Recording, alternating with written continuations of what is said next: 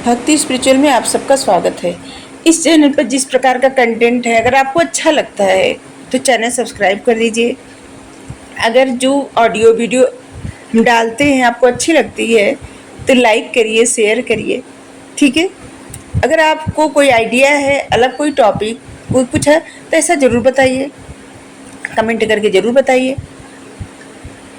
कल से हम स्टार्ट किए थे मैं और मेरे हरि, आज वही टॉपिक आगे बढ़ा रहे हैं। कल बात कर रहे थे समुद्र मंथन, जब भगवान का कच्छप अवतार हुआ, कछुए का अवतार। एक कछुए का अवतार लेने मतलब उसमें से 14 जो रत्न निकला, वो मानवता को या मानव को, मनुष्य को क्या सिखाने के लिए निकला था, उसमें इस सब बातें हुई थी। भगवान कच्छप अवतार क्यों लिए, कारण क्या था, समुद्र मंथन का कारण क्या था। देखिए, एक बार क्या था ना कि दुर्वासा ऋषि एक माला इंद्र को दे दिए, बहुत प्रसन्न होकर एक माला इंद्र को दे दिए और बोले कि मेरा आशीर्वाद है। और इंद्र क्या किए कि वो माला अपने हाथी ऐरावत के गले में पहना दिए। और हाथी जब अपना सर ऐसे झटका तो माला जमीन पे गिर गई, और जमीन पे गिर गई तो हाथी का उस पर पैर भी पड़ गया। और उधर से दुर्वासा ऋषि आ रहे थे और उन्हें अपना बहुत अपमान महसूस हुआ। और वो इंद्र से कहे कि तुम्हें अपने ऐश्वर्य पे, धन पे, सब कुछ पे इतना अहम हो गया है, इतना अहंकार हो गया है कि मेरे दी हुई माला का तुमने अपमान किया है। और ऐसे दुर्वासा ऋषि क्या है ना कि श्राप दे देते हैं, लक्ष्मी कहते हैं कि तुम लक्ष्मीहीन हो जाओगे। और वो तुरंत लक्ष्मी माता पाताल में चली जाती हैं। जब लक्ष्मी माँ चली जाती हैं पाताल में तो फिर क्या होता है, इंद्र के पास कुछ नहीं रह जाता। स्वर्ग में क्या होता है कि सब कुछ चला जाता है, क्योंकि जहाँ पे लक्ष्मी रहती है वहीं पे सब कुछ रहता है। और अगर लक्ष्मी नहीं तो फिर कुछ भी नहीं, श्री नहीं, क्योंकि दुर्वासा ऋषि श्राप दिए थे कि तुम श्रीहीन हो जाओगे। तो अगर श्री ही नहीं तो सब कुछ खत्म। जब ऐसा हुआ, मतलब वहाँ से सब कुछ खत्म हो गया, अब इंद्र इधर उधर जैसे भटकने लगे, तो फिर वो गए भगवान के पास और बहुत प्रार्थना किए और उन्हें अपनी भूल का एहसास हुआ। तो भगवान उनको आइडिया दिए समुद्र मंथन का। और इसी तरह दानों को मनाया गया अमृत का लालच देके। और एक तरफ दानव, एक तरफ देवता, और समुद्र मंथन करने लगे। और किस तरह से भगवान कच्छप बन के मंदराचल को अपनी पीठ पे उठा लिए। और उसमें से 14 रत्न में से एक लक्ष्मी माँ भी निकली। और जो कि लक्ष्मी माता का वरण सब लोग करना चाहते थे, लेकिन लक्ष्मी माता श्री हरि का वरण की, भगवान का वरण की, विष्णु भगवान का वरण की। और वहीं पे उनका विवाह हुआ। बहुत सारे लोग ऐसे बताते हैं कि लक्ष्मी माता जिस दिन निकली थी मंथन से, उस दिन दीपावली का दिन था। बहुत सारे लोग ऐसे बताते हैं, हमें इतना कंफर्म नहीं पता इस बारे में, तो हम ज़्यादा इसके बारे में नहीं बता सकते। हाँ, ज़रूर पढ़ेंगे, देखेंगे, सोचेंगे और जगह जगह से ज्ञान हासिल करेंगे तो फिर अब बाद में बता सकते हैं। अभी इसके बारे में हमको आइडिया नहीं है। और सबको पता ही है कि जब समुद्र मंथन में से अमृत निकला तो किस तरह से देवता और दानों में युद्ध, जैसे कि छीना झपटी होने लगी कि हम लेंगे अमृत, हम लेंगे। और किस तरह से भगवान मोहिनी अवतार लिए और मोहिनी अवतार में जो है दानवों को विष पिला दिए और देवताओं को अमृत दे दिए। और उसी मोहिनी अवतार का वर्णन करने लगे भोलेनाथ से ऐसे बताने लगे किस प्रकार से मोहिनी अवतारों लिए थे। तो भोलेनाथ उनसे कहने लगे, जिद करने लगे कि उनको भी देखना है मोहिनी अवतार में। तो भगवान उनको मना करने लगे कि नहीं नहीं, आप मोहिनी अवतार में नहीं मतलब आप मत देखिए। तो माता पार्वती भी जिद करने लगी, कहीं कि नहीं, हम दोनों लोग भी देखेंगे, हम लोग नहीं देखे थे मोहिनी अवतार में। और भगवान जैसे मोहिनी अवतार लेते देखते देखते बन जाते हैं फिर मोहिनी, और शिव जी उनके पीछे पीछे दौड़ने लगते हैं। वो भूल जाते हैं कि ये नारायण है। प्रभु की ऐसी माया कि जब तक मतलब उनका हाथ नहीं पकड़ लेते मोहिनी जी का, तब तक दौड़ते रहते हैं। और जब हाथ पकड़ते तो उनको पता चल जाता है कि ये तो स्वयं नारायण है। फिर भगवान का तीसरा अवतार जो होता है वो अवतार होता है वाराह अवतार, शुक्र का अवतार। वो क्यों होता है? क्योंकि हिरण्याक्ष और हिरण्यकश्यप दो भाई रहते हैं दानव, और वो लोग इतना उद्यम मचाए रहते हैं, इतना परेशान किए रहते हैं, वो अपनी तपस्या के बल पे इतना वरदान पा लिए होते हैं कि वो किसी को नहीं, मतलब किसी को भी कुछ भी कर देते हैं। और एक बार क्या करते हैं कि पृथ्वी को उठा के ना जल के अंदर डाल देते हैं, समुद्र के अंदर डाल देते हैं। और पृथ्वी जब डूब जाती है तो देवता बहुत ज़्यादा परेशान हो जाते हैं, देवताओं की शक्ति क्षीण हो जाती है, क्योंकि जो लोग यज्ञ करते हैं, पूजा करते हैं, यही तो उनका मतलब उनका भोजन है, उनके लिए तो यही शक्ति है। तो जब उनकी शक्ति क्षीण होने लगती है तो भगवान के पास जाते हैं और विनती करते हैं कि अब क्या किया जाए। तो भगवान ब्रह्मा जी के नाक से निकलते हैं वाराह अवतार में, और जाके अपनी दांतों पे पृथ्वी को उठा के लेके आते हैं, और फिर पृथ्वी को अपने दांतों से गड्ढा करके और उसी जल पे रखते हैं पृथ्वी को, ठीक है। और इसके बाद फिर हिरण्याक्ष में, भगवान में बहुत युद्ध होता है, वाराह में और हिरण्याक्ष में, और अपने दांतों के द्वारा ही हिरण्याक्ष को मारते हैं भगवान, और जिससे हिरण्याक्ष का वध हो जाता है। और फिर ब्रह्मा जी के नाक में फिर जाके समा जाते हैं वाराह अवतार में भगवान जी।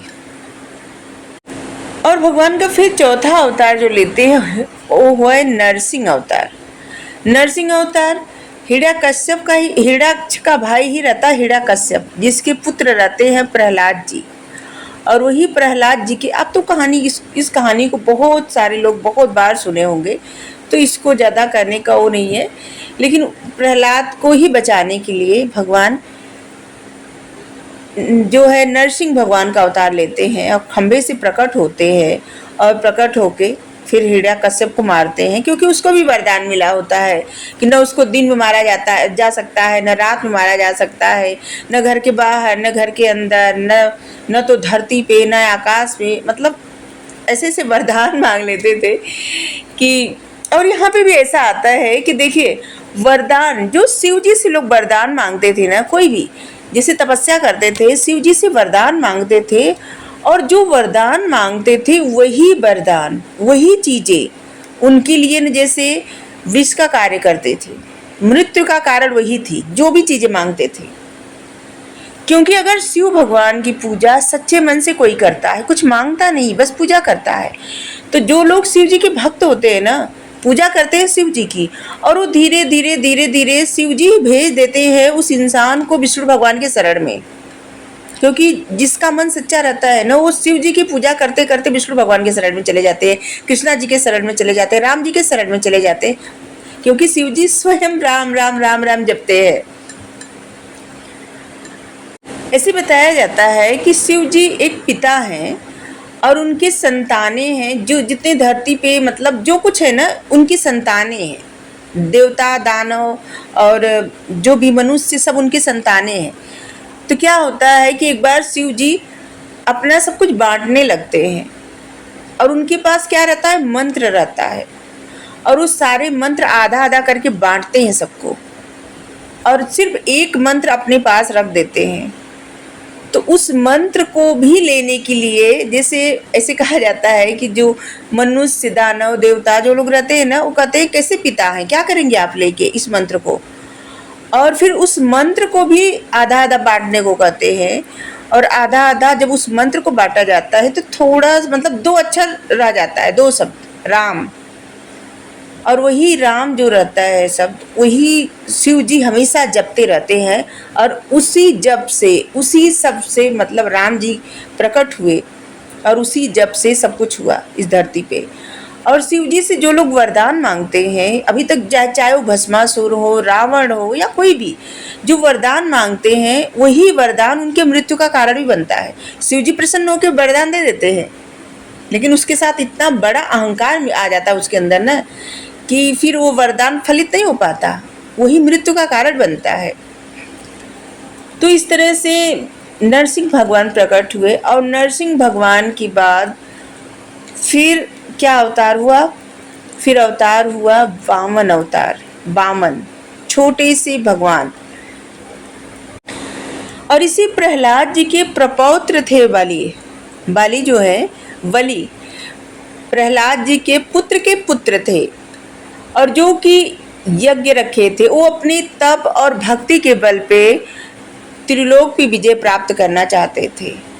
मतलब वो भक्ति तो करते थे, लेकिन वो आधिपत्य जताना चाहते थे, आधिपत्य जमाना चाहते थे, वो अपने आप को सर्वश्रेष्ठ सिद्ध करना चाहते थे। और उनके गुरु थे शुक्राचार्य। ऐसा बताया जाता है कि बृहस्पति देव देवताओं के गुरु हैं और शुक्राचार्य दानव के गुरु हैं। तो जब ये बात भगवान को पता चलती है, सब लोग जाके प्रार्थना करते भगवान से कि त्राहि माम भगवान बचाइए। तो भगवान उनको बचाने के लिए वामन अवतार में मतलब प्रकट होते हैं। और एक बार जाते हैं जब बलि के घर पे, महल पे, तो वहाँ पे भिक्षा मांगते हैं। और उस समय राजा बलि यज्ञ में बैठे रहते हैं और आखिरी आहुति देनी होती है, और जिससे त्रिलोक के अधिपति बन जाए बलि। और शुक्राचार्य जी यज्ञ करा रहे होते हैं, और ठीक उसी समय भगवान जाते हैं और मांगते हैं कि भिक्षाम देहि। एक दो बार बलि सुनता है तो शुक्राचार्य जी बैठा देते हैं कि नहीं मत जाओ। इसके बाद बलि से रहा नहीं जाता, क्योंकि वो प्रहलाद जी के प्रपौत्र थे, तो कुछ न कुछ अच्छाई तो उसके अंदर थी ही। लेकिन बलि क्या था, दानी भी था, अपने दरवाजे से किसी भिक्षुक को जाने नहीं देता था। तो इसीलिए वो बाहर आया और पूछने लगा कि क्या चाहिए। तो वो बोले कि हमें 3 पग भूमि चाहिए। तो बलि हंसने लगा। वो बोला 3 और कुछ मांग लो, मैं त्रिलोकी का राजा हूँ, मेरे पास सब कुछ है, तुम मांगो ना, क्या चाहिए तुमको। तो कहते नहीं राजा, हमको सिर्फ 3 पग भूमि दे दीजिए। तो बलि बहुत हंसता है, कहता है ठीक है, कहीं से भी ले लो 3 पग भूमि। शुक्राचार्य इस बात को समझ जाते, सोचते एक बौना बालक और 3 पग भूमि क्यों मांग रहा है, कुछ तो गड़बड़ है। और जब वो अपने आंख बंद करते हैं तो देखते हैं कि ये तो स्वयं भगवान है, श्री हरि नारायण। तो बलि को मना करते हैं, लेकिन बलि तब तक क्या था ना, वचन दे चुका होता है कि ले लो कहीं से भी 3 पग भूमि। बलि नहीं मांगता, बलि जो है मानता नहीं, और कहता है कि नहीं, हम देंगे इनको 3 पग भूमि, चाहे कोई भी हो। तो शुक्राचार्य जी क्या करते हैं, जब भगवान अपने कमंडल से जल देने लगते हैं बलि को कि इस जल से मतलब संकल्प लो कि तुम हमें 3 पग भूमि दोगे ही दोगे। तो शुक्राचार्य जी जाके कमंडल में जिधर से पानी निकलता है, जल निकलता है, वही जगह बैठ जाते हैं। और भगवान एक तिनका लेके, भगवान देख लेते हैं और एक तिनका लेते हैं, उस तिनके से उसी कमंडल में जैसे कहते हैं कुछ फंस गया है, और उसको निकालने के लिए तिनके से तिनका डालते हैं, वही जाके शुक्राचार्य जी का एक आंख फूट जाती है। ठीक है, एक आंख फोड़ देते हैं, और तभी से शुक्राचार्य जी के पास सिर्फ एक आंख है। तो वहाँ से शुक्राचार्य जी जाके उनके कमंडल में बैठ जाते हैं कि बलि संकल्प न ले पाए, और वहाँ पे भगवान तिनका डाल के उनकी आंख फोड़ देते हैं, और शुक्राचार्य जी निकल जाते हैं उसमें से, कमंडल में से, और राजा बलि संकल्प लेते हैं।